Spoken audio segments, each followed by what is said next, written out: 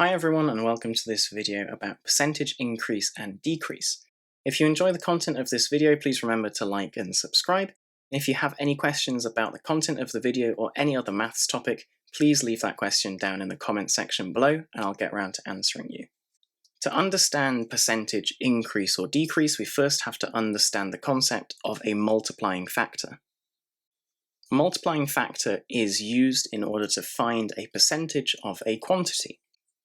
For example, finding 5% of a quantity like 80 kilograms, we can't just multiply straight away by a percentage. We would have to first convert from the percentage into a decimal, and in order to do that, we take our percentage and we divide by 100. So for 5%, the multiplying factor is going to be 0.05. And in order to find 5% of 80, I times 80 by that multiplying factor and get my solution, which is 4. So for 5%, we use the multiplying factor 0.05. For something like 45%, we can see that that's going to be 0.45 as a multiplying factor. And for example, 95% is going to be 0.95 as a multiplying factor. When it comes to percentage change, we're always going to start off with an original value and end up with a final value, be it larger or smaller than the original. So let's take the example where someone starts off being 95 centimeters tall and they grow to be 110 centimeters tall. So our original value is 95 and the new value 110. In order to work out this percentage change, we first need to work out the numerical change. So that's very simply just the difference between the two values. In this case, 110 minus 95, which is 15. The second step is to divide by the original value. Take care to always divide by the original. We never divide by the new value, regardless of what situation we're using percentages in. So for this example, to work out the percentage change, we do the numerical difference, which is 15, divided by the original value of 95. And as a decimal, that is 0.1579.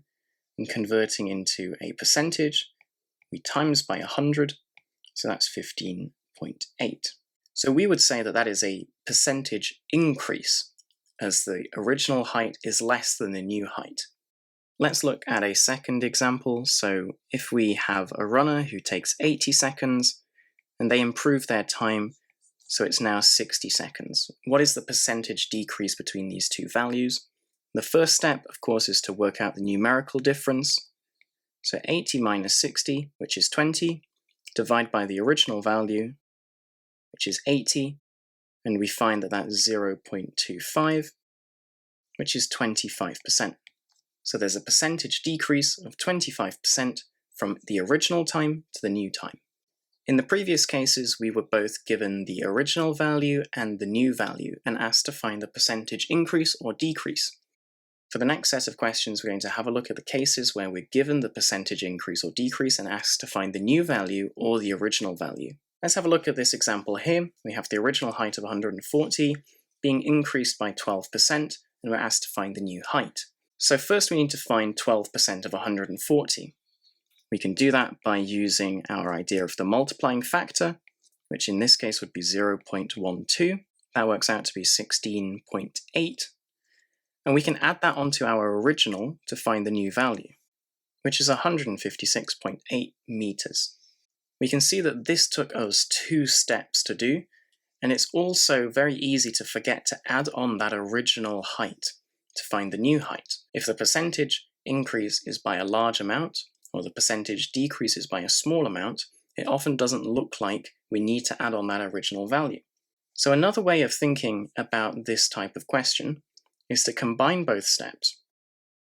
So we make sure to add on the 140, and then times by the multiplying factor, again on 140, and this will work out to be our final answer, saving us a step.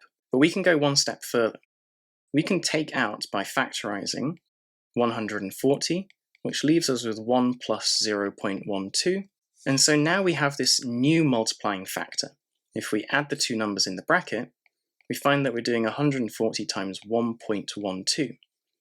This new multiplying factor preserves the original 140 and adds on the percentage increase of 12% all in one go. So whenever we have a percentage increase and you're asked to find the new value, take that original percentage and add 1 to it after converting to decimal. So all these methods will work out the new height to the correct value, but it's this last method that is the most important to understand, where we've created this 1.12 multiplying factor. This is important when it comes to dealing with compound increase or compound decrease, which we'll look at in another video. Now let's look at a case where we've got a percentage decrease. So 70 meters is decreased by 25%. That means we're going to need our multiplying factor, which is 0.25 for that percentage decrease there, except in this case, we're subtracting away difference from the original value.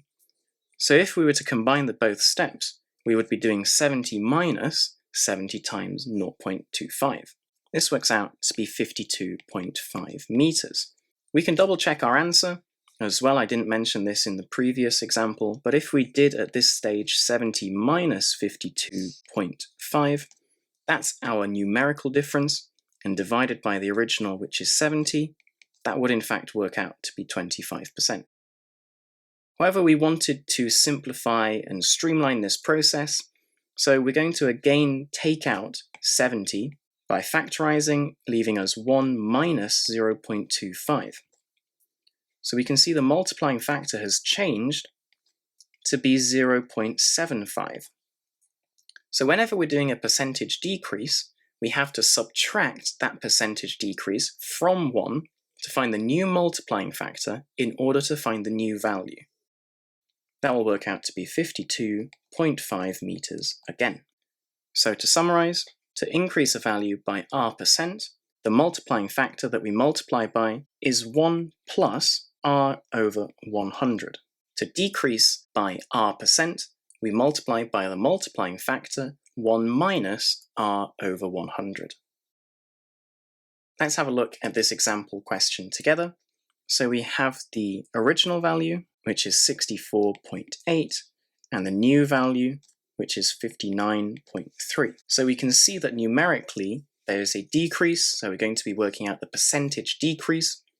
Remember that we do the numerical value first, so 64.8 minus 59.3 divided by the original value, which is 64.8. This works out to be 0.0849, which as a percentage is 8.49%. So there's been a percentage decrease of 8.49%.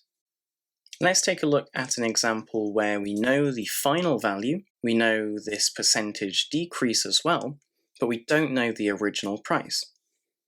So we're going to set up the question in exactly the same way, except this time I'm going to use an unknown variable for the original price. I'm going to set the original price to be the unknown variable x. Then I'm going to find this depreciation multiplying factor. So depreciating means it's gone down in value or a percentage decrease. So to work that out, I'm going to do 1 minus my multiplying factor 0.12 to find the overall multiplying factor for this question, which should be 0.88.